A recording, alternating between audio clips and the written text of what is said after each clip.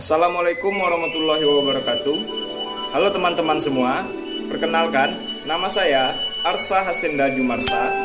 Saya merupakan peserta pelatihan dasar CPNS golongan 3, Angkatan 2, Kelompok 4, Kabupaten Tanjung Jabung Timur tahun 2021. Baik, pada video kali ini saya akan menjelaskan penyebab lunturnya rasa nasionalisme di kalangan generasi muda.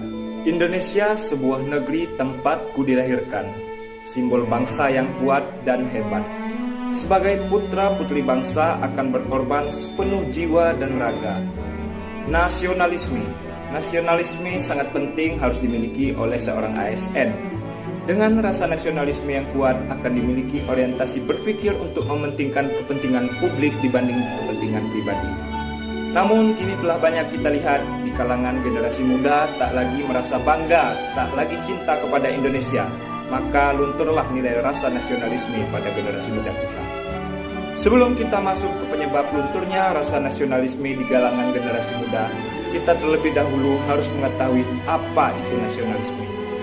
Nasionalisme merupakan sikap politik dari masyarakat yang mempunyai kesamaan kebudayaan dan wilayah serta kesamaan cita-cita dan tujuan.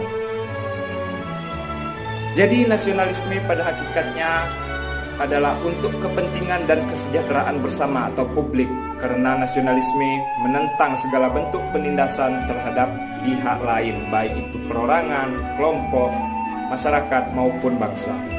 Nasionalisme tidak membeda-bedakan baik suku, agama maupun ras. Generasi muda adalah penerus bangsa Indonesia. Bangsa akan maju apabila pemuda memiliki rasa nasionalisme.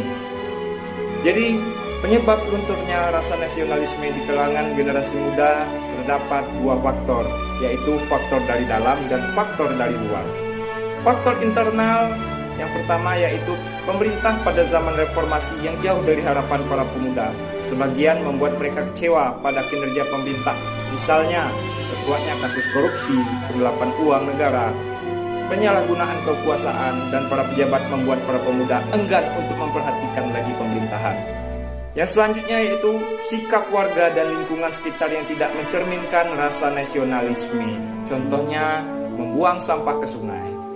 Yang selanjutnya, demokratisasi yang melewati batas etika dan sopan santun serta maraknya unjuk rasa menimbulkan frustasi di kalangan masyarakat atau pemuda. Dan juga tertinggalnya negara kita baik dari segi infrastruktur maupun ekonomi yang dapat kita lihat dalam video. Yang selanjutnya, timbulnya etnosentrisme yang menganggap sukunya lebih baik dari suku-suku lain sehingga lebih mengagungkan daerahnya atau sukunya sendiri dibandingkan daerah lain. Hal itu tidak boleh. Yang selanjutnya, faktor dari luar ya. Faktor dari luar yaitu faktor arus globalisasi. Di sini contohnya faktor dari luar yaitu para pemuda lebih memilih menggunakan pakaian-pakaian yang minim mencerminkan kebudayaan bangsa barat, dan juga para pemuda telah dikuasai oleh narkoba maupun narkotika. Selanjutnya, paham liberalisme yang dianut oleh negara barat yang memberikan dampak pada kehidupan bangsa. Misalnya, sikap mementingkan kepentingan pribadi dibandingkan kepentingan publik, dan sikap acuh tak acuh kepada orang lain maupun pemerintahan. Upaya menumbuhkan rasa nasionalisme di kalangan generasi muda dapat dilakukan melalui 3 peran. Peran yang pertama yaitu melalui keluarga.